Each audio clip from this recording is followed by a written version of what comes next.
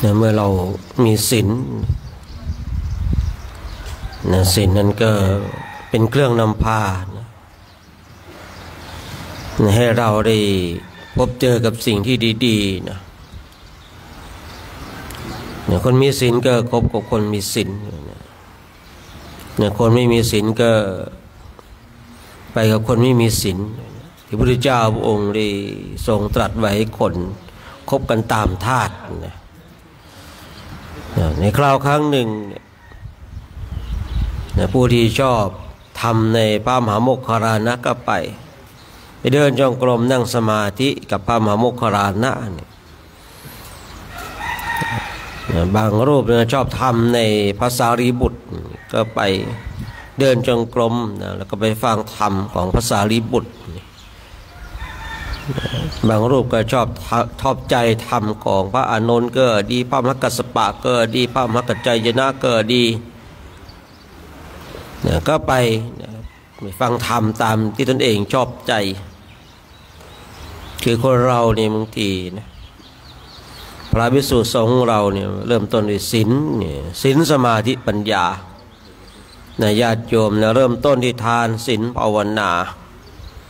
พระภิกษุสงฆ์ของเราเนี่ยตัดทานออกไปแต่ญาติโยมเนี่ยเริ่มต้นที่ทานนะฉะนั้นศีลเนี่ยก็เป็นสิ่งที่สำคัญที่เราจะต้องมาศึกษามาเรียนรู้อย่างที่ได้กล่าวไว้ในวันก่อนนู้นศีลในแต่ละข้อก็มี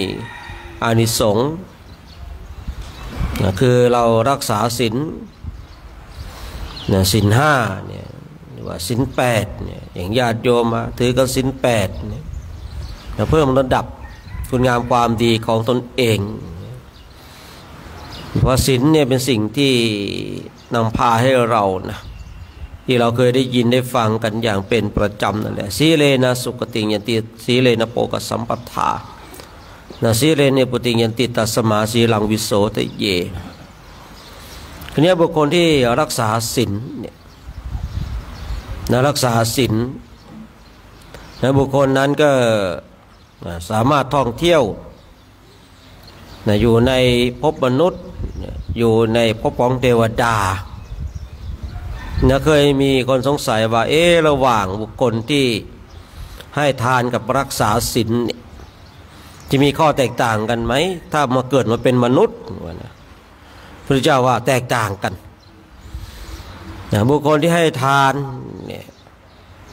ก็จะมีความอุดมสมบูรณ์ด้วยข้าวน้ำโภชนาอาหารแต่รูปร่างหน้าตาจะไม่ดีบุคคลที่รักษาศีลก็จะมีรูปร่างหน้าตาที่ดีแต่ไม่มีทรัพย์สมบัติแล้วถ้าคนทั้งสองนี่ตายไปเกิดเป็นเทวดาล่ะจะมีข้อแตกต่างไหมพระพุทธเจ้าว่าแตกต่าง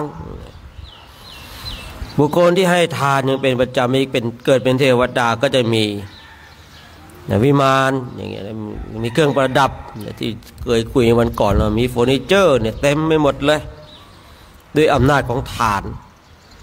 แต่บุคคลที่รักษาศีลไปเกิดเป็นเทวดามีวิมานเหมือนกันแต่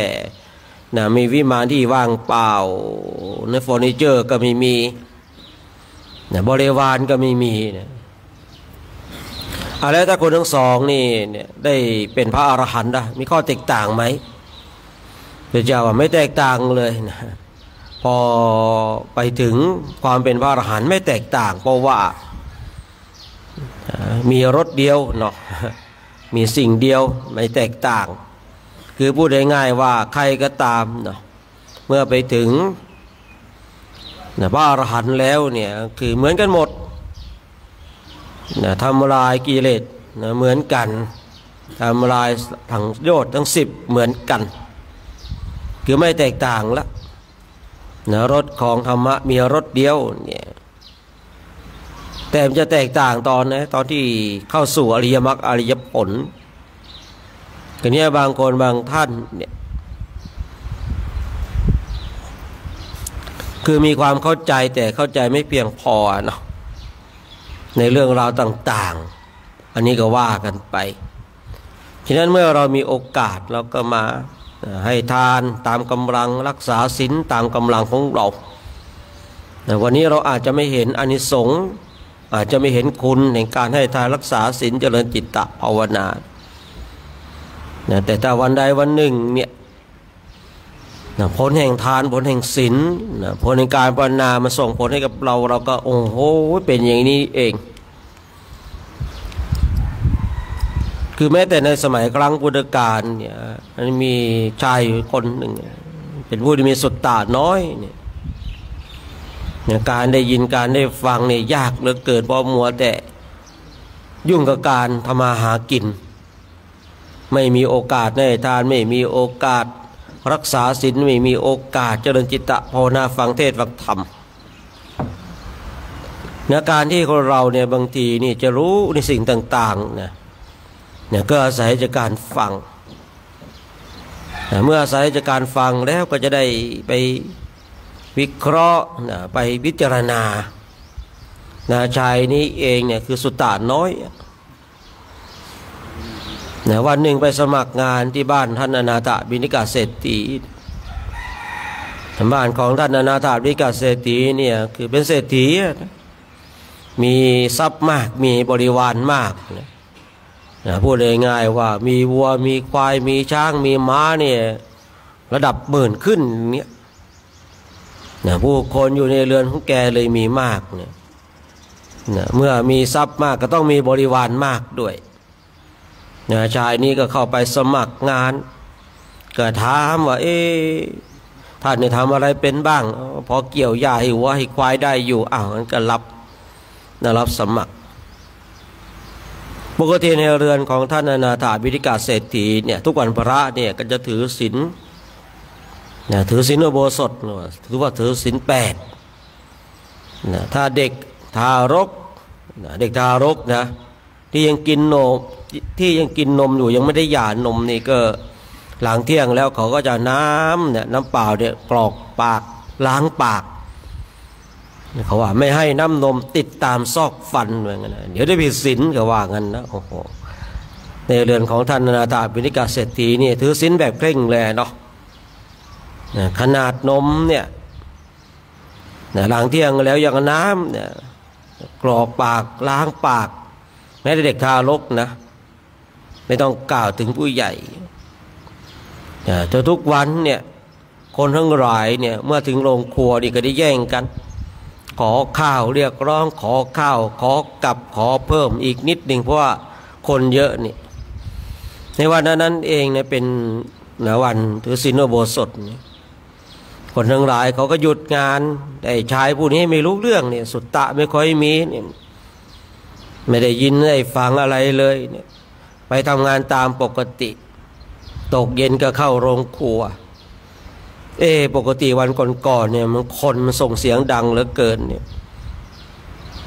ขอเพิ่มอีกนิดนึงขอข้าวหน่อยขอกลับหน่อยขอนั่นนิดขอนี่หน่อยเติมน้ำโน่นนี่นั่นทั้งหลายเสียงดังโวยวายกันแต่ในวันนั้นวันถือศีลอุโบสถนี่เงียบชายผู้นี้ก็เลยไปถามพ่อครัววันนี้คนไปไหนกันหมดพ่อครัวก็บอกว่าวันนี้เนี่ยเป็นวันถือศีลคนทั้งหลายไปถือศีลกันเพราะความที่สุตตะน้อยการได้ยินการได้ฟังน้อยเนี่ยก็เลยถามว่าศีลนี่มันกินได้ไหมเป็นยังไงคือบางคนเนี่ยไม่รู้ก็ไม่รู้จริงๆนะบางคนบางท่านเนี่ยคุยกับพระนี่ก็ยังไม่รู้เลยอย่างพระเนี่ยบางทีก็แทนตัวตนเองนะคือฉันบ้างอาตมาบ้างอาจารย์บ้างหลวงพ่อบ้างบางทีนี่พระท่านแทนตัวเองว่าอาตมาอย่างเงี้ยโยมก็ไม่เข้าใจแล้วอาตมาจะไปไหนอย่างเงี้ยนะโยมก็ถามแล้วอาตมาจะไปไหนนั่นนะสิบางทีก็งงเหมือนกันนะเนี่ยบอกว่าบางครั้งเนี่ยสุตตะน้อยชายผู้นี้เองก็มีสุตตะน้อยนี่ไม่รู้ว่าศีลนั้นมันกินได้ไหมพอบอกว่าไม่ใช่ลักศีลคือการรักษารักษาตั้งแต่ข้อที่1ห้ามฆ่าสัตว์ข้อที่2ห้ามลักทรัพย์ คุยย่อๆอยากจะรักษาศีลได้ไหมเนี่ยได้เดี๋ยวจะพาไปหาท่านอนาถบิณฑิกาเศรษฐีเมื่อไปถึงท่านอนาถเศรษฐีก็บอกโอ้ยท่านรักษาไม่ได้หรอกท่านไปทำงานมาท่านทำงานเหนื่อยไม่ได้หรอกอยากจะรักษาบ้างเกิดมาแล้วไม่เคยได้ยินไม่เคยได้ฟังเลยไม่เคยรักษาไหนๆวันนี้ก็เคยได้ยินเคยได้ฟังแล้วขอรักษาหน่อยท่านอนาถบิณฑิกาเศรษฐีก็ให้เลยนะให้ศีลตั้งแต่ข้อที่ 1ห้ามฆ่าสัตว์ข้อ 2ห้ามลักทรัพย์ข้อ 3ห้ามประพฤติผิดในกามเนี่ยนะหรือว่าไม่สมสู่เนี่ยพระมจริยาเนี่ยถือศีลแบบพรหมเนี่ยพรหมนี่ไม่มีเพศหญิงไม่มีเพศชายผู้ถือศีลก็ไม่มีเพศหญิงเพศชายพรหมเนี่ยไม่มีเพศนะครับผมพรหมไม่มีเพศเทวดามีเพศหญิงเพศชายพรหมไม่มีเพศท่านอนาถบิณฑิกาเศรษฐีก็ให้ศีลไปจนครบ8ข้อชายนี้เองพอตกเย็นเนี่ยร่างกายมันทำงานมันหนักมันย่อมหิวอยู่แล้วย่อมหิวพอตกดึกเนี่ยเกิดโรคกระเพาะเลยเกิดโรคกระเพาะหิวร้องคำควรคนหนึ่งหลายก็มาดูก็รู้แล้วไอ้นี่เนี่ยเป็นโรคกระเพาะแน่เลยให้พ่อครัวพ่อครัวเนี่ยปรุงอาหารแต่ตนเองเนี่ยรักษาศีลแล้วเนี่ยไปถือศีลมาแล้วเนี่ยระหว่างชีวิตระหว่างชีวิตกับอาหารจะเลือกอะไรเนาะหรือว่าระหว่างศีลกับอาหารนี้จะเลือกอะไรถ้ารักษาศีลอาจจะตายได้แต่ถ้าไปกินอาหารผิดศีลศีลขาดชีวิตอาจจะมีอยู่ก็ปรึกษาตัวเองไหนๆตนเองเนี่ยมีสุตตะน้อยมีการได้ยินได้ฟังน้อยไม่มีโอกาสจะได้รักษาศีลไม่ยอมทำผิดศีลตายเป็นตายพูดง่ายๆนะคือเอาชีวิตเข้าแรกถ้าตายพร้อมตายกับศีลของตนเองดีกว่าคือชีวิตของคนเรามันก็อย่างที่ได้กล่าวไว้ดอกมันไม่แน่นอนมีการเกิดขึ้นตั้งอยู่และดับไปเรารู้วันเกิดแต่เราไม่รู้วันตายว่าจะตายตอนไหนตายเวลาไหนตายช่วงอายุไหนจะนั่งตายนอนตายยืนตายประสบอุบัติเหตุตายเนี่ยไม่รู้หรอกไอ้ชายคนนี้เองก็ตายจริงๆนะคือไม่ยอมผิดศีลถ้าตนเองกินข้าวเนาะมันก็จะหายจากการเจ็บท้องเนี่ยชีวิตก็มีอยู่ก็ไม่ตายแต่ว่าชายนี้เนี่ยมีจิตใจที่ตั้งมั่นในการรักษาศีลรักษาศีลอย่างมั่นคงตายไปเนาะไปเกิดเป็นนกเทวดาเลยนะเพียงรักษาศีลไม่กี่ชั่วโมงนะอย่างพระเราก็ดีญาติโยมก็ดีเนี่ยมาถือศีลการรักษาศีลกันนานแล้วเราไม่ได้นับเป็นรายชั่วโมงเลยนะบางทีเรานับเป็นรายวันเลยบางพระบางรูปก็นับเป็นรายปีแล้วนะไม่ใช่รายวันแล้วนะถ้าเราไปเกิดเป็นเทวดาแล้วมีศักดิ์มีรัศมีน้อยเนี่ยมีรัศมีออกจากกายน้อยนี่โอ้โหน่าเบื่อแล้วน่าสงสารนะน่าสงสารไม่พอน่าอายด้วยเนี่ยไปเจอสูตรหนึ่งนะมีอุบาสิกาคอยอุปถากอุปถัมภ์พระภิกษุสงฆ์คอยถวายข้าวน้ำโภชนะอาหารพูดง่ายๆว่าท่านไม่ต้องทำอะไรเดี๋ยวโยมจัดการให้เนี่ยคืนนี้ตายไปเนี่ยพระตายไปก็ไปเกิดเป็นเทวดาเหมือนกันอุบาสิกาที่เป็นโยมอุปถากก็ตายไปก็ไปเกิดเป็นเทวดาแต่อุบาสิกาเนี่ยไปเกิดก่อนไปเกิดพระตายทีหลังมรณภาพทีหลังคืนนี้อุบาสิกาอยากจะดูอุปถากพระของเราที่เราอุปถากอยู่ไหนเนาะอยู่ตรงไหนก็ส่งจิตตามหาไปส่งจิตตามหาไปตามหาที่ไหนก็ไม่เจอตามหาที่ไหนก็ไม่เจอไปส่งจิตตามหาในสวนของตนเองอ้าวพระที่เราคอยอุปถากดูแลช่วยเหลือข้าวน้ำโภชนาอาหารมาเกิดเป็นเทวดาอยู่ในสวนของเราเอง นางนี้ก็ไปเลยอ้าวท่านทำไมมาเกิดอย่างนี้เนี่ยท่านบวชมาท่านทำได้แค่นี้เองหรือท่านทำไมไม่ทำอริยมรรคอริยผลให้แจ้งท่านมัวประมาทจะทำอะไรบวชเป็นพระแล้วเป็นเทวดาน่าจะเป็นเทพบุตรที่มีรัศมีที่เรืองรองแต่นี่ตายแล้วมันเป็นเทวดาเฝ้าสนของฉันเนี่ยหรือฉันอุตส่าห์พูดง่ายๆนะฉันอุตส่าห์เนี่ยถวายข้าวน้ำโภชนาอาหารให้มีกำลังปฏิบัติธรรมทำไมท่านประมาทตอนบวชโอ้โหสลดสังเวชใจถูกโยมอุปถากของตนเองตอนเป็นอยู่ในเมืองมนุษย์นี่พูดเช่นนี้อายเนี่ยอายเนี่ยฉะนั้นเป็นพระก็ห้ามประมาทเป็นญาติเป็นโยมก็ห้ามประมาทให้เป็นบุคคลที่มีศีลเมื่อเรารักษาศีลก็จะรักษาเราให้เรามั่นคงในศีลของเราเมื่อเรามั่นคงในศีลของเราแล้วเนี่ยเราก็จะเป็นผู้ไปในทิศทางใดก็สบายอยู่ในป่าอยู่ในเขาอยู่ในถ้ำตรงไหนก็ไม่สะดุ้งไม่หวาดหวั่นเพราะตัวของศีลเนี่ยมันมีความอัศจรรย์เนาะฉะนั้นเดี๋ยวเราก็จะได้ร่วมกันถามว่าสวดมนต์กันเนาะให้เราทั้งหลายคุกเข่าประนมมือขึ้นเนาะ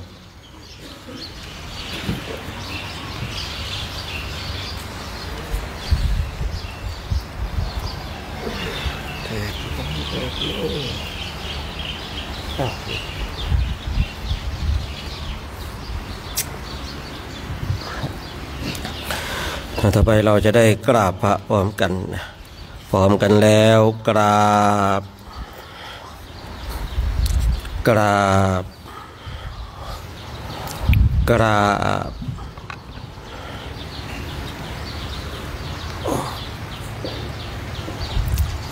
เปิดหนังสือไปหน้าที่2นะหน้าที่1ขอประทานอภัยนะจำนิดเร่งให้สักหน่อยเนาะ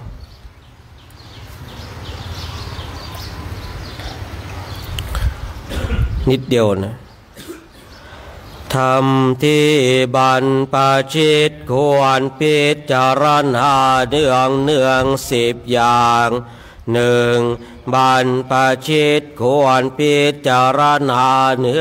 องว่าบัดนี้เรามีเพศต่างจากคฤหัสถ์แล้วอาการกิริยาใดๆของสมณะเราต้องทำอาการกิริยานั้น2. บรรพชิตควรพิจารณาเนืองว่าความเลี้ยงชีพของเราเนื่องด้วยผู้อื่นเราควรทำตัวให้เขาเลี้ยงง่าย 3. บรรพชิตควรพิจารณาเนืองว่าอาการกายวาจาอย่างอื่นเราจะต้องทำให้ดีขึ้นไปกว่านี้ยังมีอยู่อีกไม่ใช่เพียงเท่านี้4. บรรพชิตควรพิจารณาเนืองว่าตัวของเราเองติเตียนตัวเราเองโดยสิ้นได้หรือไม่ 5. บรรพชิตควรพิจารณาเนืองว่าผู้รู้ใครควรแล้วติเตียนเราโดยสิ้นได้หรือไม่ 6. บรรพชิตควรพิจารณาเนืองว่าเราพัดพรากจากของรักของชอบใจเราทั้งนั้น 7. บรรพชิตควรพิจารณาเนืองว่าเรามีกรรมเป็นของตัวเราทำดีจากได้ดีทำชั่วจากได้ชั่ว 8. บรรพชิตควรพิจารณาเนืองว่าวันคืนล่วงไปบัดนี้เราทำอะไรอยู่ 9. บรรพชิตควรพิจารณาเนืองว่าเรายินดีในที่สงัดหรือไม่ 10. บรรพชิตควรพิจารณาเนืองว่าค คุณวิเศษของเรามีอยู่หรือไม่ที่จะทำให้เราเป็นผู้ไม่เก้อเขินในเวลาเพื่อนบัดพชิตถามในการภายหลังเปิดหน้าต่อไปนะเร่งอีกนิดนะ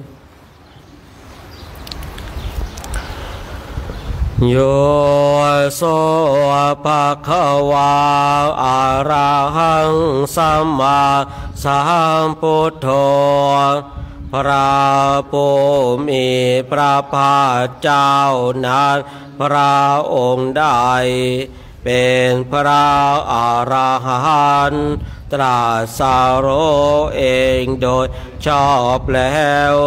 สวากขาโตเยนะภะคะวะตาธัมโมพระธรรมศาสนาที่พระผู้มีพระภาคเจ้านั้นพระองค์ได้ตรัสไว้ดีแล้วสุปฏิปันโนยาสัพพะคะวะโตสาวกสังโฆพระสงฆ์คือผู้ทรงธรรมวินัยซึ่งเป็นสาวกของพระผู้มีพระภาคเจ้านั้นพระองค์ใดเป็นผู้ปฏิบัติดีแล้วตามมาอย่างภควตาสัทธัมมังสสังขังเอเมหิสการเรหิยาธารังอาโรปิเต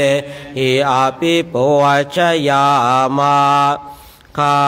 พระเจ้าขอบูชาอย่างยิ่งซึ่งพระผู้มีพระภาคเจ้า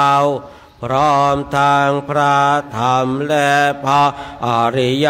สงฆ์เจ้าทั้งหลายด้วยเครื่องสักการะเหล่านี้ข้าพระเจ้าได้ยกปฏิสถานไว้ดีแล้วในที่อันสมควรอย่างยิ่งเช่นนี้สาธุโนพันเตภะคะวะสุจิราปรินิพุตโตเปพระผู้มีพระภาคเจ้าพระองค์นั้นแม้ปรินิพพานนะแล้วก็ตามข้าแต่พระองค์ผู้เจริญซึ่งยังประโยชน์อันยิ่งใหญ่แก่สาธุชนทั้งหลายปาชิมาชนตานุกะปมานาสาอิเมสการเรทุขตาปันนาการะภูเตปฏิฆาหาโตขอจงรับเครื่องสักการะบรรณาการของคนยากทั้งหลายเหล่านี้ด้วยเพื่ออนุเคราะห์แก่ประชุมชนผู้เกิดแล้วในภายหลังด้วยอัมหากังเทคารตาหิตายาสุขายาเพื่อประโยชน์เพื่อความสุขแก่ข้าพระเจ้าทั้งหลายสิ้นกาลนานเทินอะระหังสัมมาสัมพุทโธภควาพระผู้มีพระภาคเจ้าเป็นพระอรหันต์ดับเพลิงกิเลส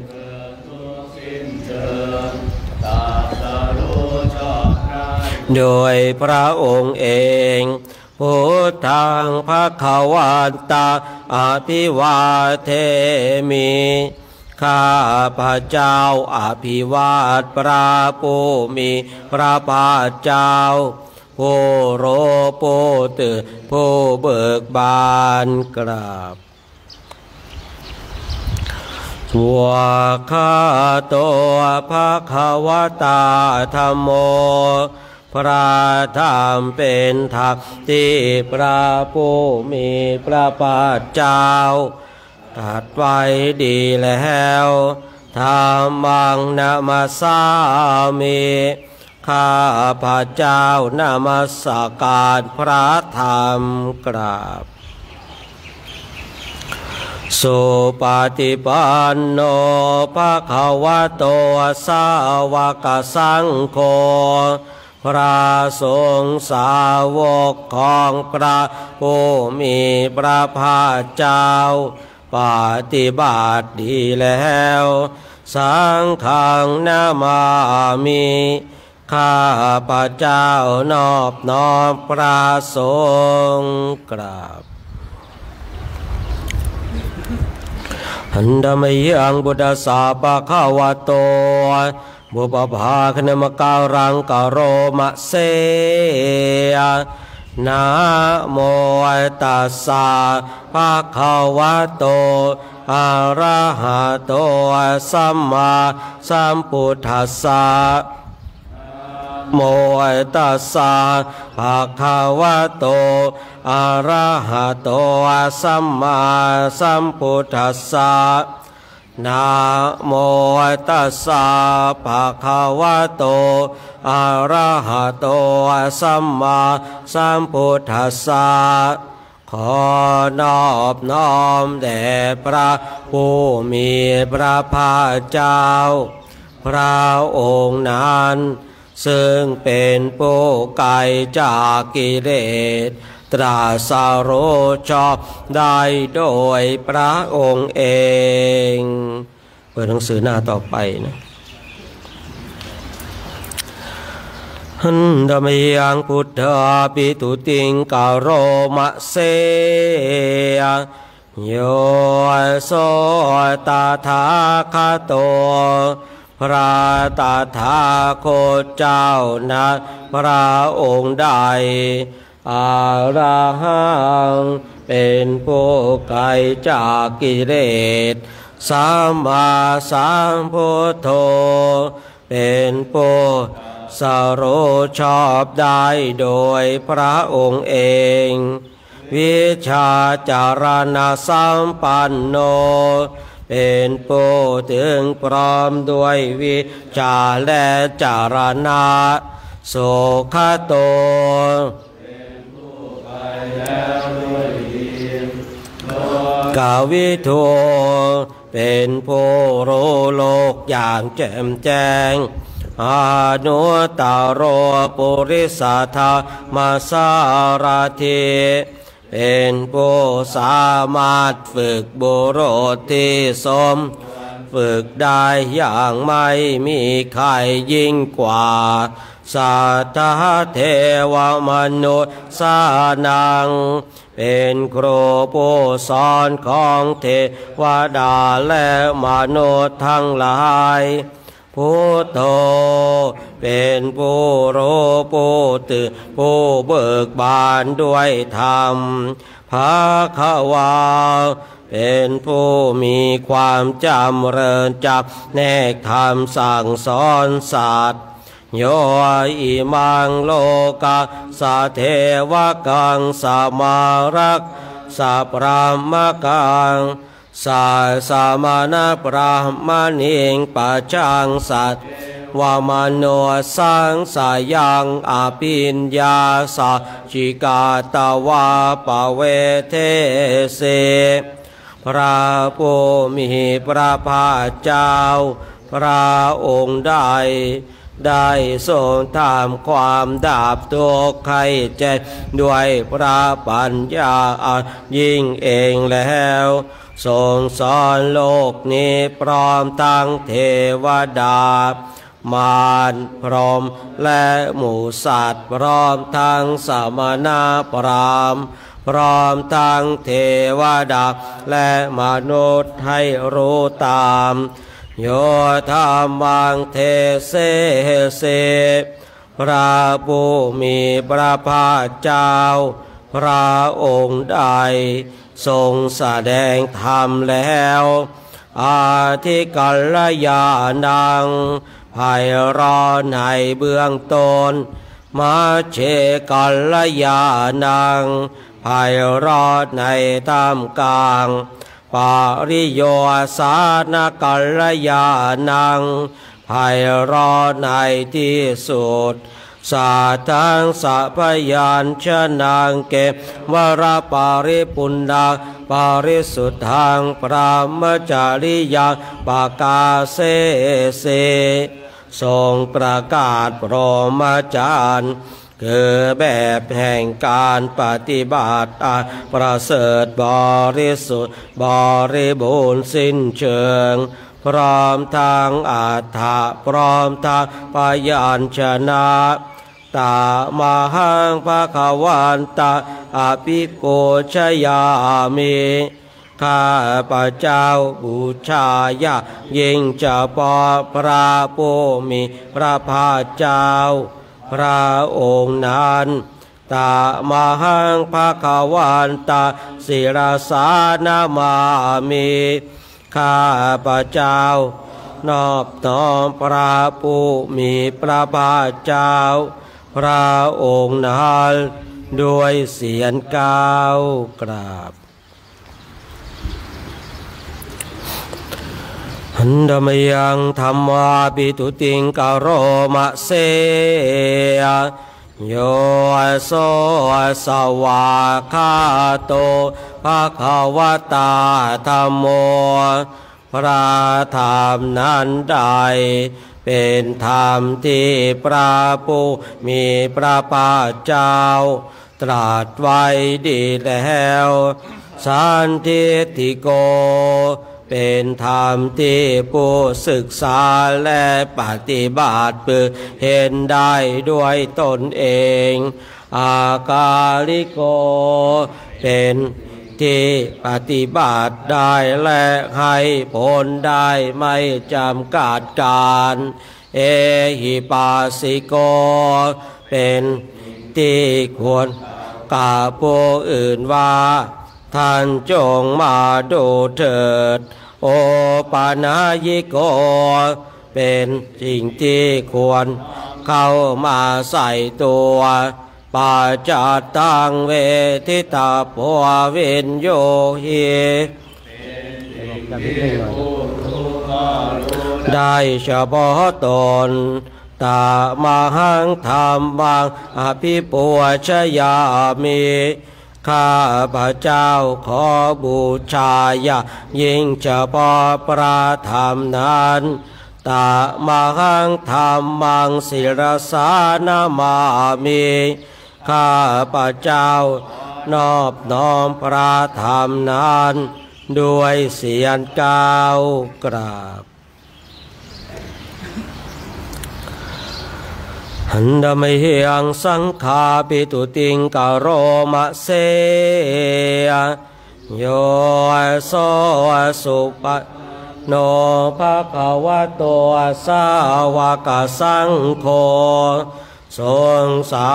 วกของพระผู้มีพระภาคเจ้านั้นหมู่ใดปฏิบัติดีแล้วโอโชปฏิปันโนภควโตสาวกสังโฆทรงสาวกของพระผู้มีพระภาคเจ้าหมู่ใดปฏิบัติเพื่อรู้ธรรมปฏิปันโนภควโตสาวกสังโฆทรงสา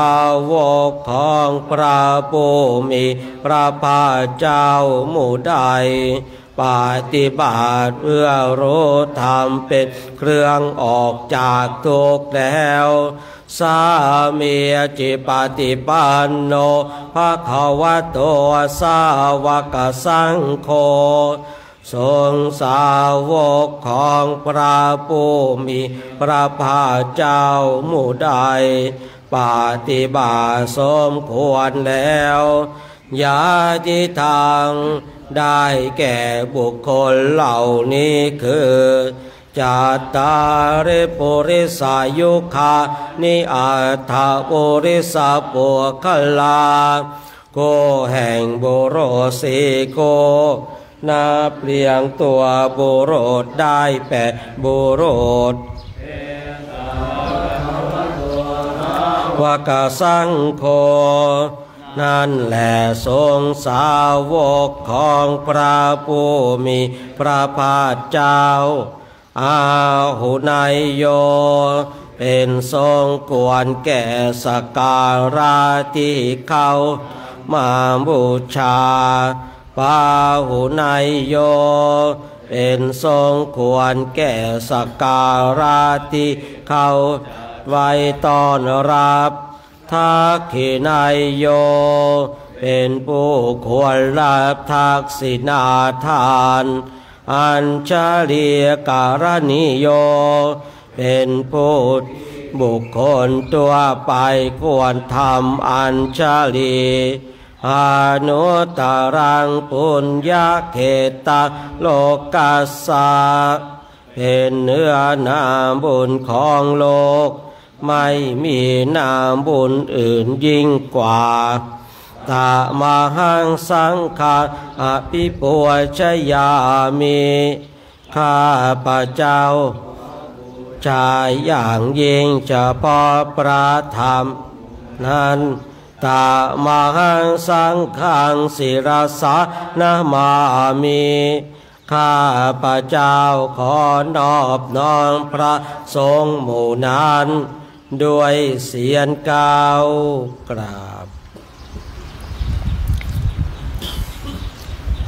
เปิดหนังสือไปหน้าที่80นะบทปงสังขาร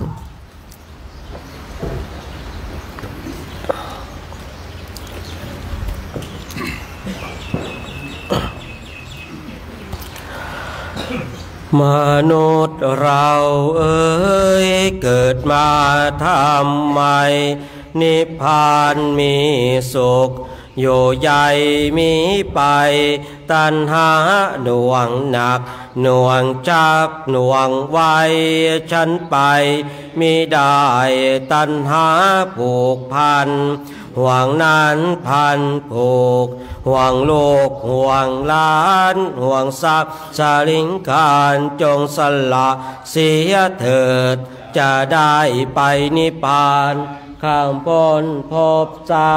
มยามหนุ่มสาวน้อยหน้าตาแจ่มช้อยงามแล้วทุกประการแก่เท่านังยานแต่ล้วนเครื่องเม้นเอ็นใหญ่900เอ็นน้อย9,000มันมาทำเค้นใจให้ร้อนให้เย็นเมื่อยโคบทั้งตัวคนคิ้วก็ขาวในตาก็มัวเส้นผมบนหัวดำแล้วกับงอกหน้าตาเว้าวอกดูหน้าบาดสีจะลุกก็โอยจะหนักก็โอยเหมือนดอกไม้โรยไม่มีเกสร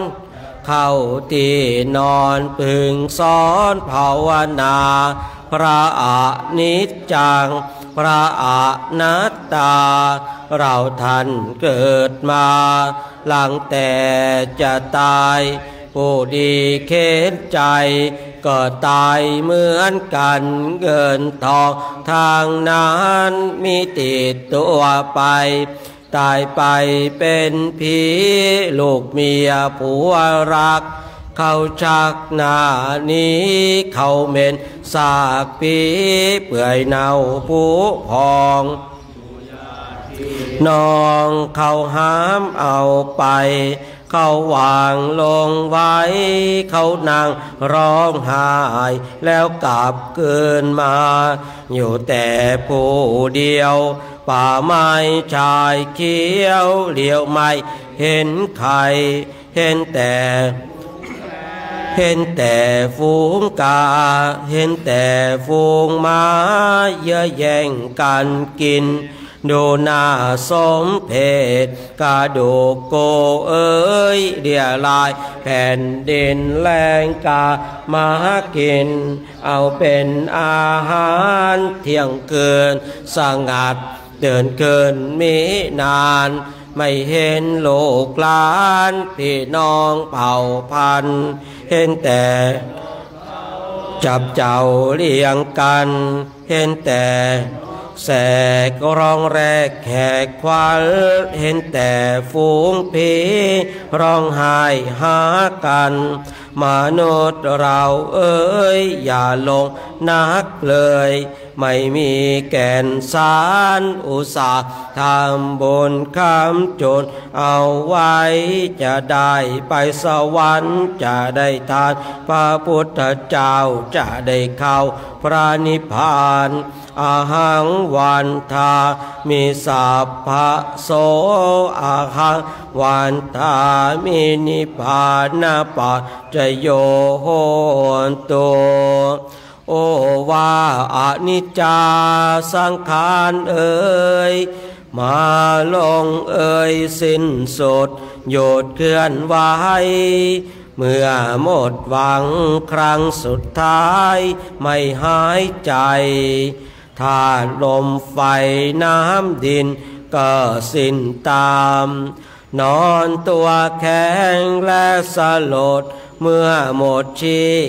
พเขาตราสังใส่หีบ4 คนห้ามสู่ป่าชาสิ้นเชื้อเหลือแต่น้ำใครจะถามเรียกเราก็เปล่าเลยนี่แหละหนอมนุษย์เรามีเท่านี้หมดลมแล้วก็ไม่มีซึ่งความหมาย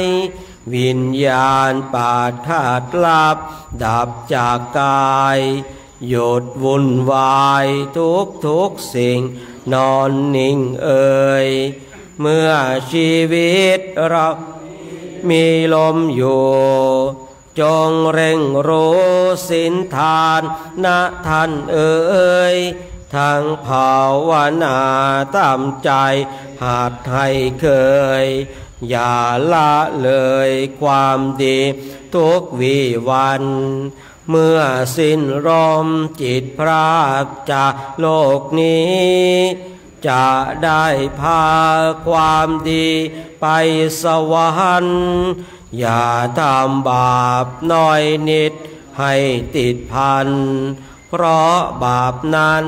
จะเป็นเงาตามเราไปสู่นรกอเวจีที่มืดมิดสุดที่ใครจะตามติดไป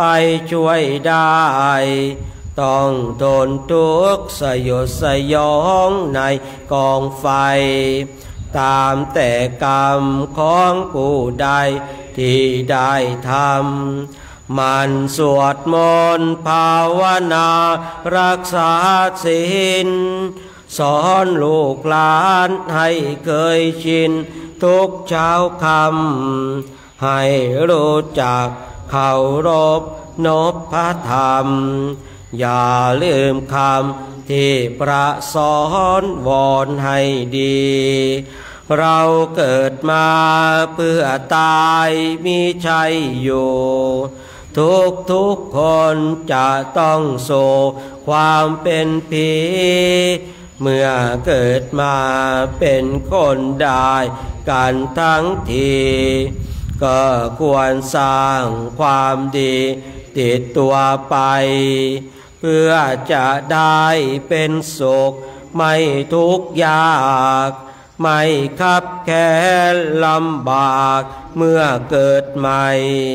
ใครทำดีย่อมสุขแท้จงแน่ใจใครทำชั่วทุกข์ยากไร้ย่อมถึงตนเร่งบำเพ็ญทานศีลและภาวนาแสวงหาแต่สิ่งทรงบุญกุศลทรัพย์ภายนอกเป็นของโลกโศกรักคนทรัพย์ภายในประดับตนพ้นทุกข์เอ่ยสักวาแดนดินถิ่นสงบจากคนพบแดนใดสุดไฟหาพื้นพิภพทั่วทั้งฝั่งคงคา บนเวหาสวงสวรรค์ชั้นพรหมินทร์แดนสงบอยู่ที่ใจใช่ที่อื่นใจชุ่มชื่นด้วยความดีใจมีศีลใจสงบพบความสุขทุกแดนดินจะพบถิ่นสงบได้ที่ใจเอ่ยป่าเอ่ยป่าช้าเป็นศาลาหลังสุดท้ายของชายหญิงมีอำนาจชาติยศปรากฏยิ่งตายนอนนิ่งให้เขาเผาเท่าเทียมกันเมื่อไม่ตายต่างวุ่นวายหมายของข้าเพราะตัณหาพาความคิดให้บิดพันในที่สุดหยุดแก่ตายคล้ายคลึงกันอย่าโหนหานดันดื้อถือดีเอ่ยอย่าไปดื้อกันนะตายหมดแล้วนะไม่มีใครเหลือนะ95นะกรดน้ำตอนเช้านะ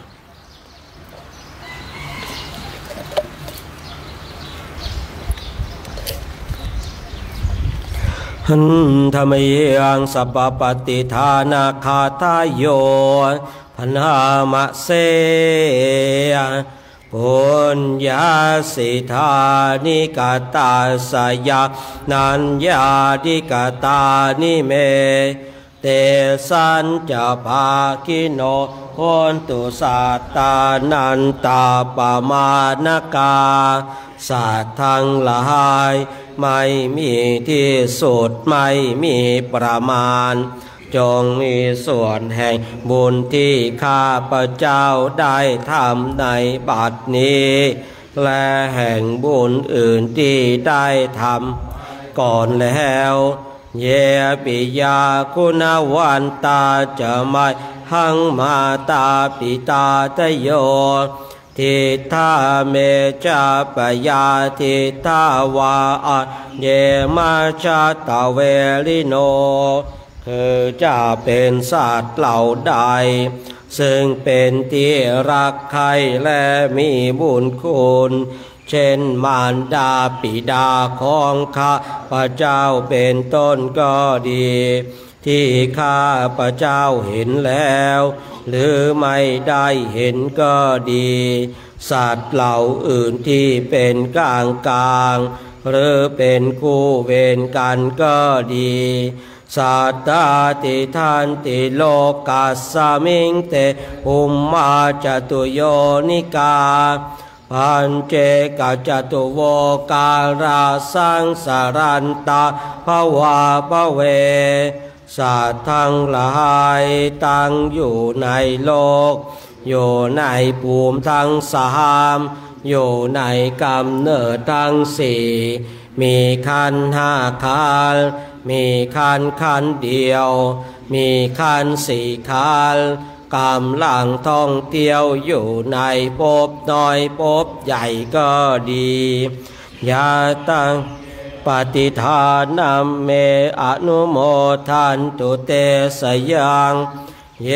จิมังนาปชาดันติเทวาเตสังนิเวทยุงสัตว์เหล่าใดโรส่วนบุญที่ข้าพระเจ้าแห่งให้แล้วสัตว์เหล่านั้นจงอนุโมทนาเองเถิดส่วนสัตว์เหล่าใดยังไม่โรส่วนบุญนี้ขอเทวดาทั้งหลายจงบอกสัตว์เหล่านั้นให้รู้มายาทินนานาปุญญานาอนุโมทนาเหตุนาสัพเพสัตตาสัทธาโหนตุอเวลาสุขชีวิโนเขมาปะทานจะปาปนตุเตสาสาชิชตังสุภาเพราะเหตุที่ได้อนุโมทนาส่วน ที่ข้าพเจ้าแผ่ให้แล้วสัตว์ทั้งหลายทั้งปวงจงเป็นผู้ไม่มีเวรอยู่เป็นสุขทุกเมื่อจงถึงบทอันเกษมกล่าวคือพระนิพพานความปรารถนาที่ดีงามของสัตว์เหล่านั้น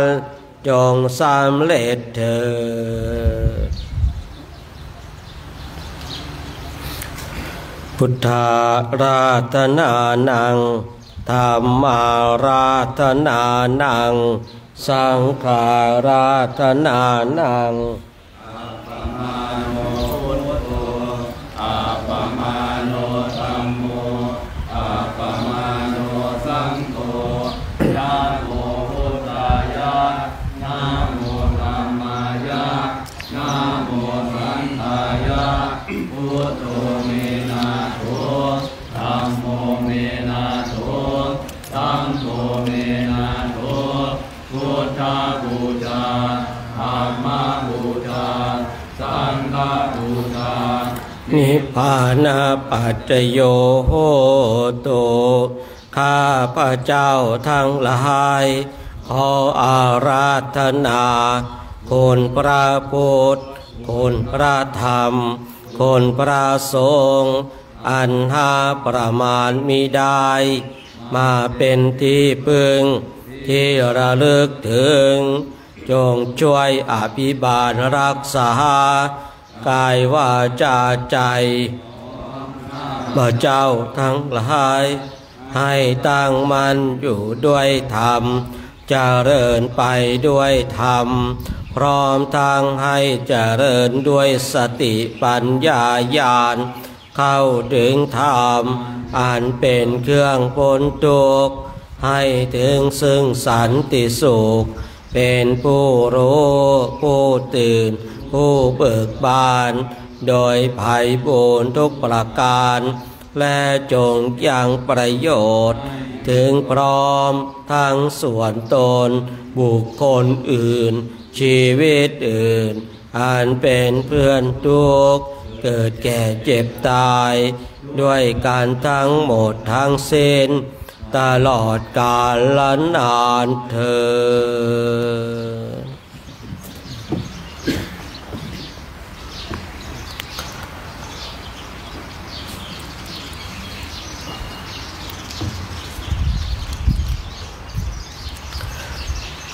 ช่วง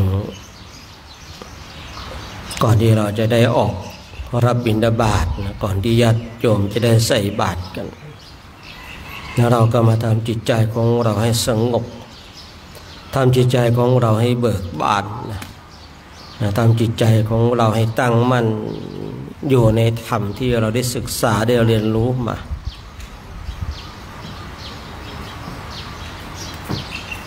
เมื่อเราตั้งมั่นอยู่ในธรรมถ้าถามถึงบุญเราก็ได้บุญถ้าถามถึงอานิสงส์เราก็ได้อานิสงส์ในบางครั้งเราจะต้องเข้าใจในเรื่องของบุญว่าการที่เรามาทำวัดสวดมนต์การที่เราได้ฟังเทศน์ฟังธรรมการที่เราได้เจริญจิตตภาวนาคือถ้าเราทำวัดสวดมนต์เปล่งวาจาเฉพาะปากอย่างเดียวแต่ใจไม่ได้น้อมไปอย่างนี้ถามว่าได้บุญไหมเนี่ยมันไม่ถึงพร้อมท่านทั้งหลายคือพูดง่ายๆว่าเราทำสักแต่ว่าทำแต่กายแต่ใจของเราไม่ได้ทำแม้แต่การเดินจงกรมแม้แต่นั่งสมาธิแม้แต่ฟังเทศน์ฟังธรรมแต่ที่เราท่านทั้งหลายเคยได้ยินว่ามันเป็นบุญถูกต้องแล้วแต่มันจะต้องถึงพร้อมด้วยกายวาจาใจถ้าถึงพร้อมด้วยกายอย่างเดียวเนี่ยกายของเราเดินไปเนี่ยแต่ใจของเราไม่พร้อมเนี่ยแบบนี้มันก็ไม่ได้บุญไม่ได้กุศลบางคนบางท่านว่าเขาว่าทำวัดเกิดได้บุญเดินจงกรมเกิดได้บุญนั่งภาวนาก็ได้บุญ แต่รู้สึกว่าตนเองเนี่ยไม่มีกำลังของบุญคอยช่วยประคับประคองก็เพราะว่าเราสวดจริงแต่ว่าใจของเราไม่ได้สวดเพราะว่าเราเดินแต่ใจของเราไม่ได้เดินด้วยในเวลาฟังธรรมแล้วก็นั่งฟังแต่ใจของเราเนี่ยมันล่องลอยไปไหนไม่รู้ตอนไหนรู้ตอนจบรู้ตอนโดยเอวังก็มีด้วยประการฉนี้เนี่ยหรือว่ารู้ตอนในสมมติยุติไว้เพียงเท่านี้ได้แต่สาธุคนนี้เราท่านทั้งหลายเนี่ยเราจะต้องถึงพร้อมโดยกายวาจาใจคนนี้เมื่อเรามีบุญเนี่ยเราท่านทั้งหลายเคยไหมที่เราจะอุทิศส่วนบุญส่วนกุศลให้กับเจ้ากรรมในเวรตรงจุดนี้ต้องมีความเข้าใจนะแต่ละคนแต่ละท่านมีเจ้ากรรมในเวรกันทุกคนจะมีมากมีน้อยเจ้ากรรมในเวรจะผูกอาฆาตรุนแรงหรือว่าปานกลางหรือว่าน้อยนิดอันนี้บอกกันไม่ได้แต่ที่บอกได้ก็คือทุกคนนะมีเจ้ากรรมในเวรคนนี้เมื่อเราอุทิศบุญกุศลให้กับเจ้ากรรมในเวรเรามั่นใจขนาดไหนว่าเรามีบุญเรามั่นใจขนาดไหนว่าเรามีบุญที่จะอุทิศส่วนบุญส่วนกุศลให้กับเจ้ากรรมในเวรขึ้นชื่อว่าเจ้ากรรมในเวรเนี่ยเป็นผู้ที่คอยขัดขวางเราอยู่แล้วเป็นผู้ที่คอยทำลายเราอยู่แล้วเจ้ากรรมในเวรเนี่ยมันคอยขัดขวางทางด้านการงานการเงินสุขภาพหลายๆสิ่งหลายๆอย่างเลยเจ้ากรรมในเวรมันก็จะคอยขัดขวางก็เนี่ยเราท่านทั้งหลายในเวลาที่เราคิดว่านะผู้พูดใช้คำว่าเราคิดว่าเราสวดมนต์เราได้บุญเราคิดว่าเราฟังธรรมแล้วเราได้บุญเราคิดว่าเราเดินจงกรมนั่งสมาธิแล้วได้บุญ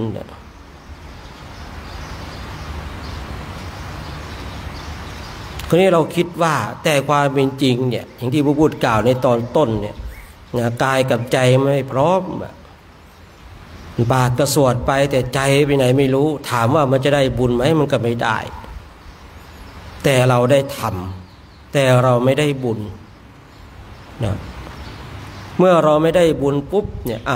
เราจะอุทิศส่วนบุญส่วนกุศลให้กับเจ้ากรรมในเวรอย่างที่ได้กล่าวไว้ว่าเจ้ากรรมในเวรเนี่ยมันเป็นผู้อาฆาตผูกพยาบาทจองเวรจองกรรมคอยขัดขวางเราคนนี้เราเรียกเขาเรียกเจ้ากรรมในเวรเนี่ยมารับบุญมารับกุศลแต่เมื่อเจ้ากรรมในเวรมาถึงไอ้คนนี้หมอนี่คนนี้เรียกเรามาเอาบุญแต่ตนเองไม่มีบุญเลยไอ้ตัวของเราเองก็คิดว่าเราได้บุญเรามีบุญพอได้ยินได้ฟังว่าการสวดมนต์ก็เป็นบุญการนั่งภาวนาก็เป็นบุญการเดินจงกรมก็เป็นบุญการฟังเทศฟังธรรมก็เป็นบุญการให้ทานก็เป็นบุญอย่างเงี้ยเราได้ยินถูกต้องและสิ่งที่เราได้ยินมาถูกต้องแต่สิ่งที่ไม่ถูกต้องคือตัวของเราเองคือตัวของเราเองเนี่ยบางทีทำดุจอาการของคนมีบุญแต่ก็ไม่มีบุญดูภายนอกเหมือนจะได้บุญแต่ภายในไม่มีบุญคนนี้เจ้ากรรมในเวรทั้งหลายเนี่ยเขาไม่ได้ดูอาการเฉพาะภายนอกนี่เขาเจาะลึกลงไปภายในของเราคราวนี้เราท่านทั้งหลายเนี่ยมาเรียกเจ้ากรรมในเวรมาเอาบุญข้าพเจ้าขออุทิศส่วนบุญส่วนกุศลให้กับเจ้ากรรมในเวรของข้าพเจ้าเนี่ยเจ้ากรรมในเวรของข้าพเจ้าอยู่ตรงไหนบ้างเขาอยู่ใกล้เรารับรู้ได้รับฟังได้เขาก็มาเมื่อเขามาถึงปุ๊บคนนี้ไม่มีบุญเลยเขาโกรธเราอยู่แล้วก่อนหน้านั้นเรายังมาโกหกเขาอีกเราจะมาโกหกคือเจ้ากรรมในเวรมาถึงแล้วเนี่ยมองดูเราเนี่ยเจาะลึกไปในภายในเราไม่มีบุญเลยก็เพิ่มความโกรธให้กับเจ้ากรรมในเวรก่อนหน้านั้นเขาก็ผูกอาฆาตพยาบาทคอยจองเวรจองกรรมเราอยู่แล้วยิ่งเรามาโกหกเขาอีกเขาก็เพิ่มความโกรธไปดิโถอุตส่าห์จะมาเอาบุญกับสักหน่อย อุตส่าห์จะได้ถ้าได้บุญแล้วจะเป็นอโหสิกรรมไม่จองเวรจองกรรมอ้าวดันมาโกหกเราเรียกเรามาเอาบุญแต่ไม่มีบุญให้กับเราเลยนะถ้าบางคนมาดัน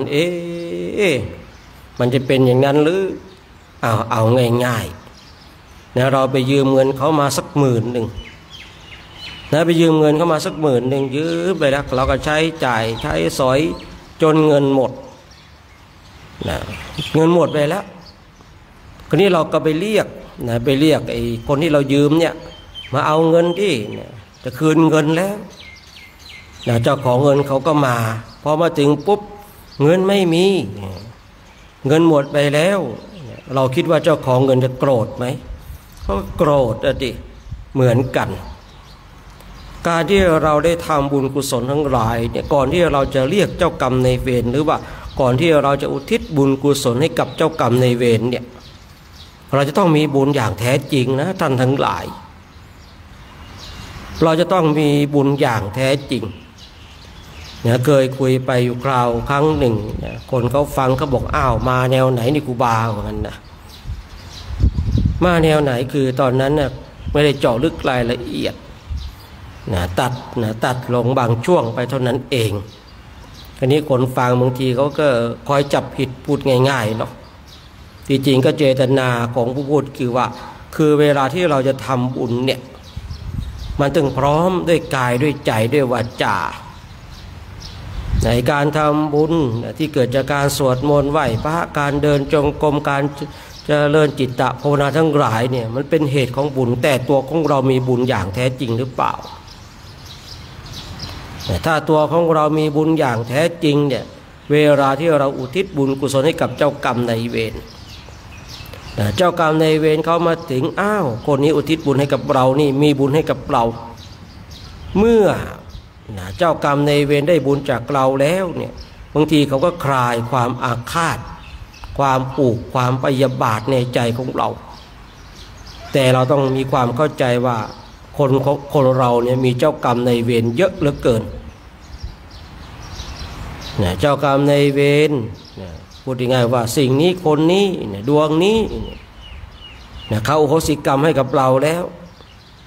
จบกันไม่มีแล้วที่ต้องไปชดใช้มันเป็นอโหสิกรรมแต่เจ้ากรรมนายเวรตนอื่นๆคนอื่นๆสิ่งอื่นๆยังมีอยู่สาระสำคัญคือเราต้องทำตัวของเราให้เป็นผู้มีบุญอย่างแท้จริงอาการภายนอกอย่างที่เราท่านทั้งหลายได้กระทำเนี่ยถ้าคนมองดูภายนอกก็โอ้ยสวดมนต์ไหว้พระได้บุญโอ้ยบุญนักบุญหลายบุญนักบุญหลายแต่ถ้าเจาะไปภายในล่ะเรามีบุญขนาดไหนหรือว่าเราสักแต่ว่าสวดไปสักแต่ว่าเดินไปสักแต่ว่านั่งไปอาการภายนอกดูเหมือนจะเป็นบุคคลผู้มีบุญแต่ภายในแล้วมันวุ่นวายบุญไม่มีเลยนะเมื่อเราท่านทั้งหลายรู้เรารู้ว่าตัวของเราไม่มีบุญอย่าไปอาจเรียกเจ้ากรรมนายเวรมารับส่วนบุญส่วนกุศลแต่ถ้าเรารู้ว่าตัวของเราผู้มีบุญเราจะรู้ด้วยตัวของเราเองเราจะรู้ด้วยตัวของเราเองว่าตัวของเราเนี่ยมีบุญหรือเปล่าถ้าเรารู้ว่าตัวของเราไม่มีบุญเนี่ยอย่าไปเรียกเจ้ากรรมนายเวรมาเอาบุญถึงแม้ว่าเราจะสวดมนต์จบถึงแม้ว่าเราจะนั่งภาวนาจบก็ตาม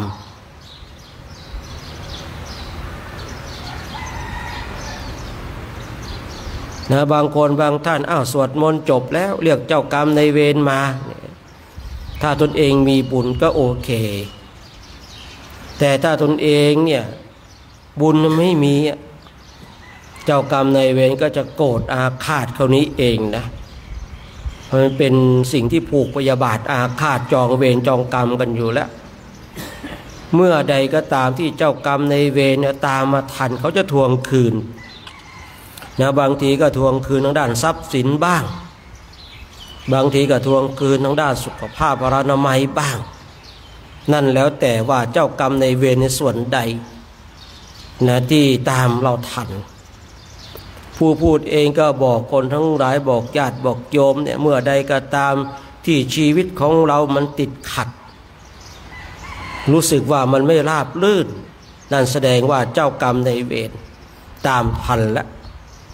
เมื่อเจ้ากรรมในเวรตามทันมันไม่มีสิ่งอื่นที่จะทำให้เขาคลายความโกรธอาฆาตผูกพยาบาทได้นอกจากกำลังของบุญของกุศลเนี่ยคราวนี้เราเนี่ยต้องตั้งจิตของเราให้ดีอย่างเช่นเราอาจจะถวายข้าวน้ำโภชนาอาหารอย่างเงี้ยแล้วก็ตั้งจิตตั้งใจสำรวมกายวาจาใจของเราให้ตั้งมั่นในการถวายทานของเราไม่หงุดหงิดแม้แต่โทรศัพท์เจ้าดังมาเรากำลังถวายทานก็ปล่อยมันก่อนไม่ให้จิตของเรามันวอกแวกไปกับสิ่งทั้งหลายให้จิตของเราเนี่ยมันตั้งมั่นอยู่ในทานที่เราจะถวายคือผู้พูดเองบางทีบางคนบางท่านขอประทานอภัยที่ต้องกล่าวเช่นนี้นะเวลาใส่บาตรพระโทรศัพท์ก็จะคุยนะลูกหลานก็จะด่าอย่างเนี้ยอาการภายนอกดุดได้บุญนะท่านทั้งหลายแต่อาการภายในเนี่ยบุญมันจะเหลือสักกี่เปอร์เซ็นต์ก็ไม่รู้นะเนี่ยบุญจะเหลือกี่เปอร์เซ็นต์ก็ไม่รู้บางทีผู้พูดเองนะถ้ามีญาติโยมมาหาที่วัดเนี่ยเวลาที่จะรับพรเนี่ยนะกำลังจะให้พรปุ๊บเสียงโทรศัพท์เขาดังเนี่ยถ้าเขามีอาการวุ่นวายเกี่ยวกับโทรศัพท์ผู้พูดจะหยุดก่อนบอกว่าโยมไปเคลียร์เรื่องนี้ให้เรียบร้อยก่อนไปรับโทรศัพท์ให้เรียบร้อยถ้าไม่งั้นก็ปิดเลยเนี่ยผู้พูดเองจะบอกอย่างนี้นะหูข้างหนึ่งก็จะฟังเสียงให้พรอีกข้างหนึ่งก็ฟังเสียงโทรศัพท์บุญของตนเองมันก็ถูกตัดรอนไปมันถูกตัดรอนด้วยการกระทำของเราเองมันไม่ได้ถูกตัดรอนด้วยการกระทำของบุคคลอื่นเลยนะฉะนั้นเมื่อเราเนี่ยเวลาที่เราจะทำบุญทำกุศลในส่วนใดไม่ว่าจะเป็นการเดินจงกรมนั่งสมาธิสวดมนต์ไหว้พระ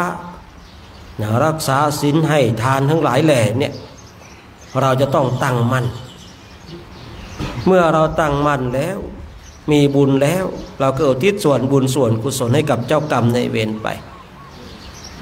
ครั้งคราวใดที่จิตของเราเนี่ยมันวุ่นวายหรือว่า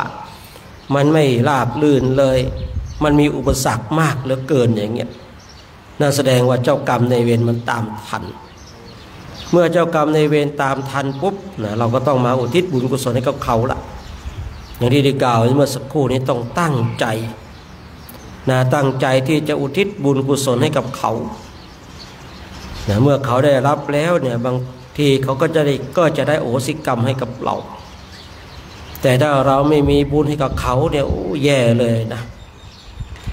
ครั้งคราวใดที่ชีวิตของเรามีความผาสุกมีความสุขมีความสงบมีความร่มเย็นให้เราทำบุญอุทิศส่วนบุญส่วนกุศลเนี่ยส่งตรงไปให้กับเทวดาเมื่อชีวิตของเราติดขัดให้ทำบุญเนี่ยอุทิศให้กับเจ้ากรรมในเวรเราจะต้องเป็นบุคคลที่มีบุญอย่างแท้จริงนะเอาบุญที่มันเกิดจากภายในเพราะว่าเทวดาก็ดีหรือว่าเจ้ากรรมในเวรก็ดีเนี่ยเขาไม่ได้ดูภายนอกนะเขามาดูภายในว่าเราเป็นผู้ที่มีบุญขนาดไหนเราเป็นผู้ที่มีบุญมากมีบุญน้อยไอ้บุญมากบุญน้อยเนี่ยมันอยู่ที่ใจของเราว่ามันเต็มหรือเปล่ามันพร้อมหรือเปล่าวัตถุทานมีมากแต่อาจจะได้บุญน้อยวัตถุทานมีน้อยแต่อาจจะได้บุญมากก็ได้ขึ้นอยู่ว่าบุคคลนั้นเนี่ยใจเต็มร้อยขนาดไหนถูกอกุศลทั้งหลายมันฉุดไปมันเบียดเบียนไปหรือเปล่าที่เราท่านทั้งหลายเคยได้ยินว่าไอ้การที่เราจะทำบุญเนี่ยก่อนให้กำลังให้แล้วคือก่อนให้มีความตั้งใจมีศรัทธาที่มั่นคงกำลังให้ก็มีความตั้งใจมีศรัทธาที่มั่นคง ให้แล้วเราก็ศรัทธาในทานของเราถ้าเราทำเช่นนี้บุญทั้งหลายมันก็จะครบนะพูดง่ายๆว่าได้บุญบริบูรณ์สมบูรณ์แต่ถ้าว่าก่อนให้เต็มร้อยกำลังให้เต็มร้อยให้เสร็จแล้วเหลือ50มันก็จะถูกตัดหลอนไปด้วยตัวของเราเองนะบุญนั้นไม่ได้ถูกคนอื่นตัดรอนเลยตัวของเราเองที่ตัดหลอนทำไมผู้พูดจึงมาพูดคุยเรื่องนี้ในเช้าของวันนี้เพราะว่าคืออยากจะให้เราเข้าใจในเรื่องของเจ้ากรรมในเวรนะเรามีโอกาสดีกว่าบุคคลอื่นที่ได้สวดมนต์ไหว้พระเรามีโอกาสดีกว่าบุคคลอื่นที่เรามีโอกาสได้รักษาศีลเจริญจิตตะภาวนาฟังเทศน์ฟังธรรมเอาช่วงเวลาและโอกาสอันดีของเราทำให้มันเต็มที่ไหนเราจะทำแล้วคือเราอย่าสักแต่ว่าทำสำหรับตัวผู้พูดเองนะเมื่อจะลงมือทำสิ่งหนึ่งสิ่งใดผู้พูดเองจะทำอย่างเต็มที่ไม่ได้สักแต่ว่าทำเอาอย่างมาช่วยงานเนี่ยมาช่วยงานตะรวยเนี่ยที่วัดหนองแห่เนี่ยมาด้วยใจท่านทั้งหลายอันนี้ขอคุยกับญาติโยมนะเขามาด้วยใจท่านทั้งหลายญาติโยมคือมาในแต่ละปีเนี่ยค่าใช้จ่ายเนี่ยไม่ใช่น้อยนะบางปีถ้าขากลับ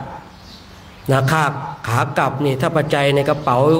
พอมีกลับถึงวัดก็ไม่รับที่ตะรวยถวายนะบางปีก็ปีนี้ผมขอ500ขอ1,000ก็แล้วกันที่เหลือก็คืนให้ก็ดูปัจจัยในกระเป๋าจะเดินทางไปไหนแต่ละทีไปบางที่ไปช่วยงานนะบางทีไม่ได้ไปเอาปัจจัยของเขาเอาไปให้เขาแต่ต้องวงเล็บว่าต้องดูปัจจัยในกระเป๋าด้วย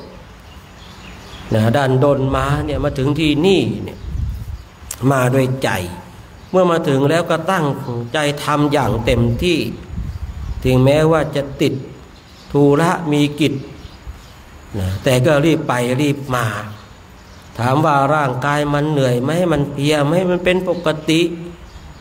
ที่มันจะเป็นแต่ว่าตัวของผู้พูดเองจะทำสิ่งหนึ่งสิ่งใดต้องทำอย่างเต็มที่ไม่ทำแบบกึ่งกลางไม่ทำแบบเสียไม่ได้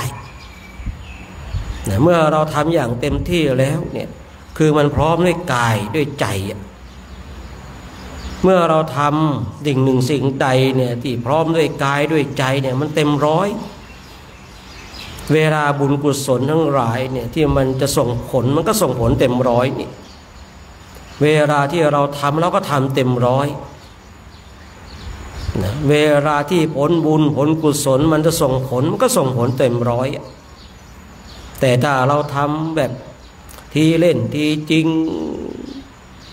นะเวลาทำทีเล่นทีจริงเนี่ยบุญมันก็ส่งผลเนี่ยเวลามันจะส่งผลเนี่ยมันก็ส่งแบบกระปิดกระปอยท่านทั้งหลายฉะนั้นเนี่ยเราจะทำสิ่งหนึ่งสิ่งใดไหนเราจะสละเวลาในการทำแล้วเนี่ยเราต้องทำให้มันเต็มที่อันนี้ตัวผู้พูดเองนะแต่คนอื่นผู้พูดไม่รู้นะไม่ว่าการงานอันหนึ่งอันใดก็ตามถ้าผู้พูดตัดสินใจทำแล้วจะทำอย่างเต็มร้อยไม่กลัวอุปสรรคนะถึงแม้ว่าเดินทางมาในปีนี้อุปสรรคมีมากเหลือเกินนะแต่ไม่ให้อุปสรรคนั้นมาขัดขวางในการสร้างคุณงามความดีผู้พูดก็เลยบอกตัวเองว่าไอ้อุปสรรคเรื่องทั้งหลายที่ยังเคลียร์ไม่จบเอาไว้ที่หลังแต่เรื่องในปัจจุบันนี้เรามาช่วยงานเขาก่อนมาทำหน้าที่ของเราให้ดีมาเอาบุญเอากุศลนะหลังจากจบงานมีอีกหลายๆเรื่องที่จะต้องไปเคลียร์ก็ค่อยว่ากันก็ค่อยๆว่ากันไม่ใช่ว่ามาช่วยงานแล้วเรื่องทั้งหลายก็ยังต้องเคลียร์อีกเยอะวุ่นวายนะไม่ใช่ละนะไม่ใช่ท่านทั้งหลายฉะนั้นเราทำบุญเนี่ยเราต้องทำด้วยความจริงใจใจของเรามันต้องเต็มร้อยด้วยบุญด้วยกุศลนะยิ่งถ้าเราเนี่ยเต็มร้อยเท่าไรเนี่ยมารทั้งหลายมันจะมาขัดขวางเมื่อนั้น เมื่อเราทำบุญต้องทำอย่างเต็มที่ทำวัดสวดมนต์ก็ทำอย่างเต็มที่เดินจงกรมนั่งสมาธิก็ทำอย่างเต็มที่จะให้ทานรักษาศีลก็ทำอย่างเต็มที่แต่เมื่อเราทำอย่างเต็มที่แล้วตัวของเราก็ได้อานิสงส์ได้บุญแม้แต่เราจะเรียกเจ้ากรรมในเวรเขามารับบุญกุศลจากเราพอเขามาถึงบุคคลนี้มีบุญมากนี่เขาอุทิศบุญกุศลให้กับเราเราขออโหสิกรรมให้กับเขาเจ้ากรรมในเวรหายไปหนึ่งละแต่ถ้าว่าเราเรียกเขาเนี่ยเราเรียกเขามาเอาบุญแต่ว่าเราไม่มีบุญให้กับเขาเลยเราคิดว่าเรามีบุญนะพวกเราสวดมนต์จบอย่างเงี้ยนะแต่ความเป็นจริงเนี่ยเราสวดมนต์แล้วก็สวดไปปากก็สวดไปใจก็ล่องลอยไปที่อื่นจะเอาบุญจากที่ไหนท่านทั้งหลายเดี๋ยวเราจะเอาบุญจากที่ไหนมาให้กับเจ้ากรรมในเวรให้กับตัวของเราให้กับเทพเทวาอารักษ์เจ้าบุญจากที่ไหนอันนี้ต้องพูดกันแบบตรงๆนะคือไม่อ้อมไม่ค้อมแหละเพราะว่าเรายังมีโอกาสในการสร้างคุณงามความดีอีกนานอยู่ในภายภาคหน้าเราจะได้มีความตั้งอกตั้งใจในการเดินจงกรมในการนั่งสมาธิในการฟังเทศน์ฟังธรรมในการสร้างกุศลทั้งหลายนะไอ้ที่ผ่านมาเนี่ยก็ปล่อยมันผ่านไปเราอาจจะรู้บ้างไม่รู้บ้างก็ปล่อยมันไปแต่ในสิ่งที่จะเกิดขึ้นในภายภาคหน้าเราจะต้องทำอย่างเต็มที่ขอย้ำว่าก่อนให้กำลังให้แล้วเราจะต้องมีความเลื่อมใสศรัทธามั่นคงในสิ่งที่เราทำอย่าไปงอนแง่นคอนแขนเมื่อใดก็ตามที่เรางอนแง่นคอนแขนเราก็จะถูกตัดรอนด้วยอกุศลเมื่อเราถูกตัดรอนด้วยอกุศลแล้วเนี่ยอย่างสมมติว่าเรานั่งสมาธิจะได้ 100%กายพร้อมใจพร้อมจิตตั้งมั่นได้ 100%แต่เวลาลงมือนั่งจริงๆเนี่ยใจก็อาจจะวอกแวกกายมันอาจจะตัวตรงบ้างไม่ตรงบ้างจิตใจก็คิดนู่นคิดนี่ฟุ้งซ่านนู่นฟุ้งซ่านนี่มันก็ถูกตัดรอนไปบางทีบางคนบางท่านนั่งภาวนาไปเนี่ยบุญก็ไม่เอาอกุศลไม่ได้บวกไปในฝ่ายของบุญเลยนะดันไปติดลบจิตคิดไม่ดีจิตคิดไม่ดีนะเมื่อจิตคิดไม่ดีปุ๊บมันติดลบอีกไอ้บุญก็ไม่ได้ดันไปติดลบอีกคือเนี่ยมาติดลบเลยลำบากเลยใช่หรือเปล่าแต่จริงๆเราท่านทั้งหลายจะรู้ในตัวของเราเองว่าเอาแค่นั่งสมาธิเนี่ยได้เต็ม100ได้ครึ่งหนึ่งหรือว่าขาดทุนติดลบเราย่อมรู้นะคือจิตของบุคคลใดก็ตามเนี่ยถ้านั่งภาวนาแล้วมันคิดสิ่งที่ไม่ดีเนี่ยจิตนั้นย่อมล้วนเป็นอกุศลจิตนั้นล้วนเป็นอกุศลคราวนี้อย่างสมมติว่าถ้าเราจะอุทิศส่วนบุญส่วนกุศลให้กับเจ้ากรรมในเวรเนี่ยจิตของเราเนี่ยมันติดลบไปแล้วมันไม่มีพลังแห่งบุญแล้วคราวนี้เจ้ากรรมในเวรมาไอ้นี่พลังอ่อนนี่ไอ้นี่มันไม่ได้เรื่องได้ราวนี่จัดการเต็ม100เลยอย่างเนี้ยก็จะประมาณนั้นนะฉะนั้นในเช้าวันนี้ก็ให้ข้อคิดสะกิดใจไว้เพียงเท่านี้เนาะให้เราท่านทั้งหลายเนี่ยทำความรู้สึกตัวพร้อมเนาะก็จะได้น้อมจิตน้อมใจอุทิศบุญกุศลให้กับผู้มีอุปการะคุณมีบิดามารดาญาติสนิทมิตรสหายเราก็จะได้อุทิศบุญกุศลให้กับเจ้ากรรมในเวรหรือว่าบุคคลผู้มีอุปการะคุณกับเราได้ถวายข้าวน้ำโภชนาอาหารเนาะ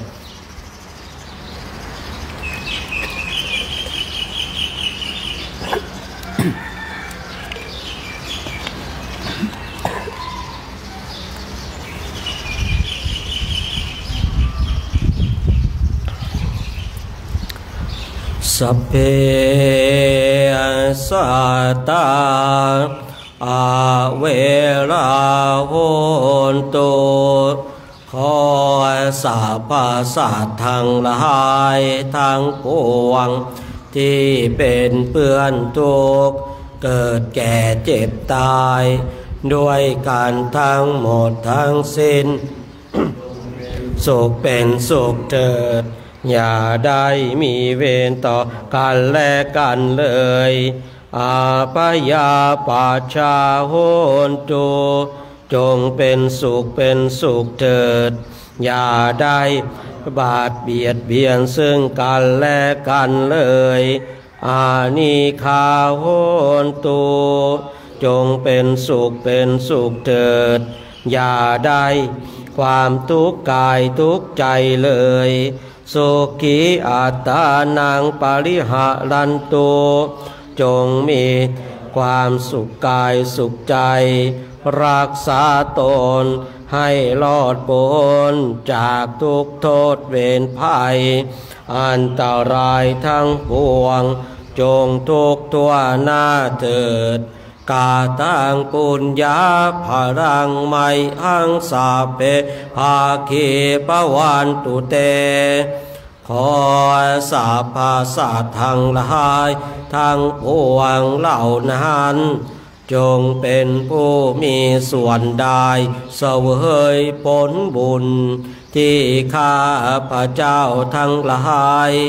ได้บำเพ็ญแล้วนี้เถิดสาธุอนุโมทนาเนาะประกอบพิธีได้นะ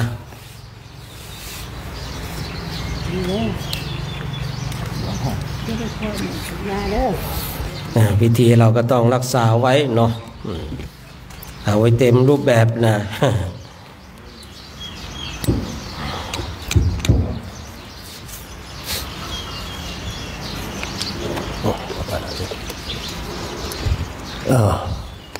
นะโมพร้อมกันเด้อพี่น้องเด้อนะโมตัสสะภะคะวะโตอะระหะโตสัมมาสัมพุทธัสสะนะโมตัสสะภะคะวะโต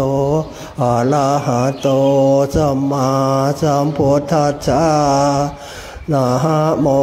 ตัสสะภะคะวะโตอะระหะโตสัมมาสัมพุทธัสสะสาธุพุทธบูชาธรรมบูชาสังฆบูชาพุทธบูชามหาเตสวันโตธรรมบูชามหาปัญโยสังฆบูชามหาโพคาวะโหโลกานาทังอภิปูสยามาอิมังสุปะพยัญชนะสัมปันนังสาลีนังโภชนานังอุทกังวรังพุทธัสสะบูเชมาอิมานิมายังพันเตภัตตานิสัปริวาลานิภิกขุสังฆัสสะโอโนชยามาสาธุโนพันเตภิกขุสังโฆอิมานิภัตตานิสัปริวาลานิปฏิคันหาตุอัมหากังทีฆาลตังหิตายาสุขายาข้าแต่พระสงฆ์ผู้เจริญข้าพระเจ้าทั้งหลายขอน้อมถวายซึ่งภัตตาหารและจตุปัจจัยและเครื่องบริวารทั้งหลายเหล่านี้ของข้าพระเจ้าทั้งหลายได้น้อมนำมาถวายแด่พระภิกษุสงฆ์ขอให้พระภิกษุสงฆ์จงรับเมื่อรับแล้วจงเป็นประโยชน์และความสุขแก่ข้าพระเจ้าทั้งหลายและแก่ญาติของข้าพระเจ้าทั้งหลาย ได้ล่วงลับไปแล้วมีบิดามารดาปู่ย่าตายายและญาติกาทั้งหลายถ้าวิญญาณบุคคลเหล่านี้ไปตกทุกข์อยู่หน้าที่ใดก็ตามขอให้พ้นจากทุกข์ถ้าวิญญาณบุคคลเหล่านี้ไปถึงสุขก็ขอให้สุขยิ่งขึ้นไปตลอดกาลนานเถิดสาธุอนุโมทามิ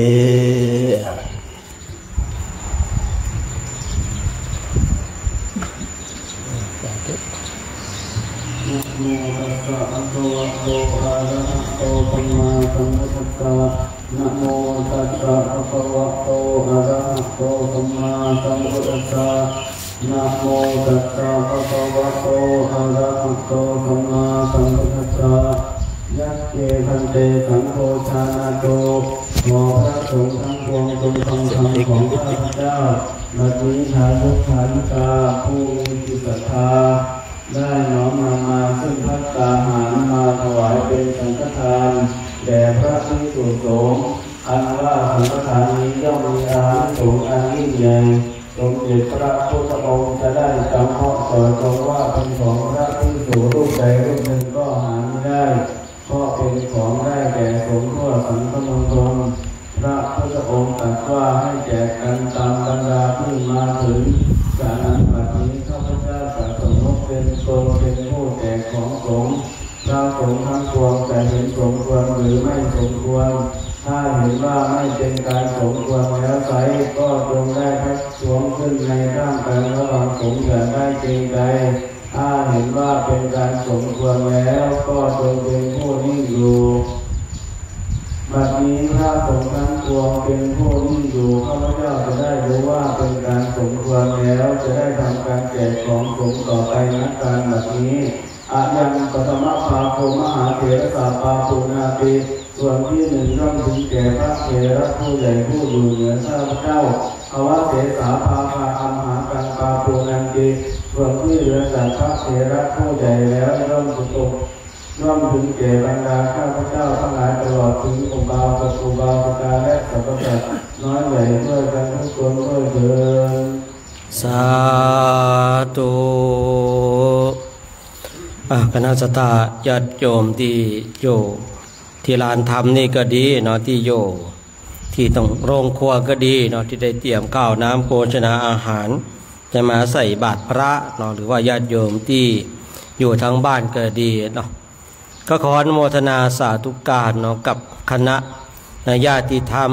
สุขใจเมื่อได้ทำแล้วก็คุณพนิดาชัยมีกินคุณอมรรัตน์ศรีบุญเรืองคุณเมแล้วก็คุณพวงเพชร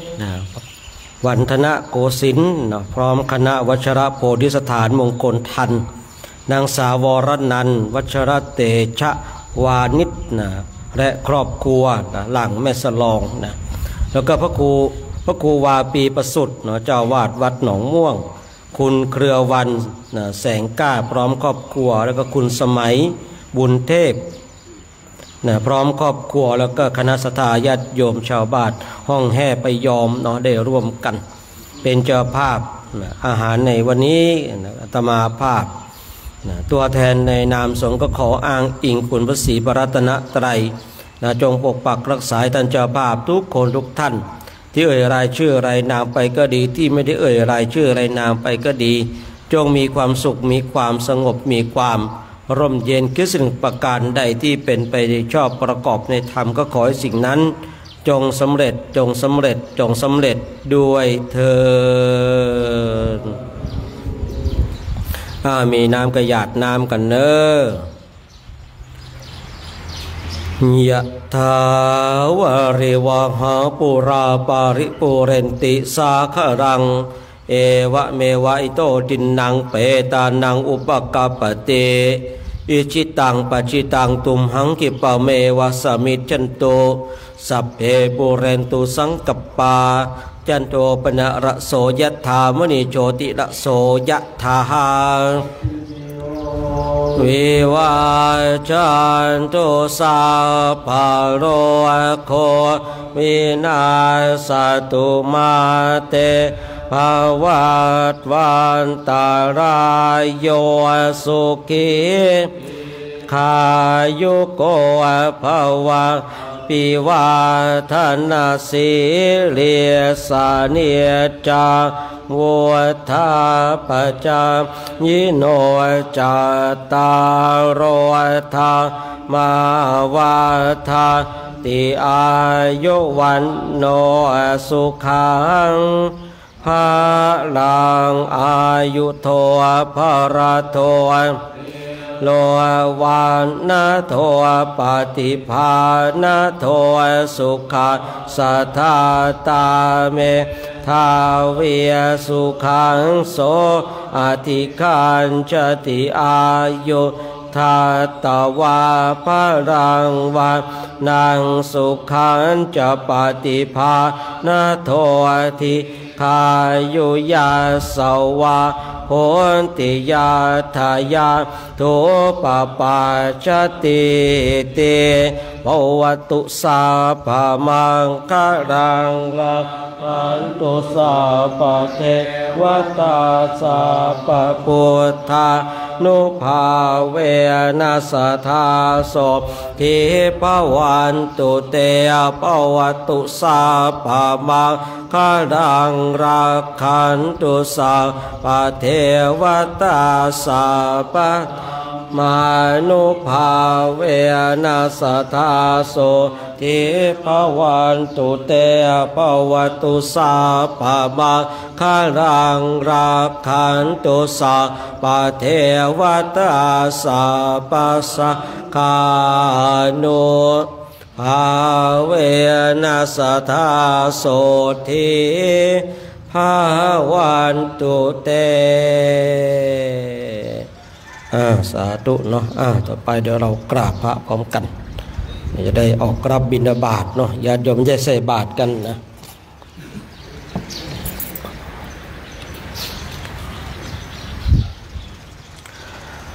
อะระหังสัมมาสัมพุทโธภควาพุทธังภควันตังอะภิวาเทมิสวากขาโตภควตาธัมโมธัมมังนะมัสสามิสุปฏิปันโนภควโตสาวกสังโฆสังฆังนะมามิมหาตาปิโตโคนังอะหังวันทามิ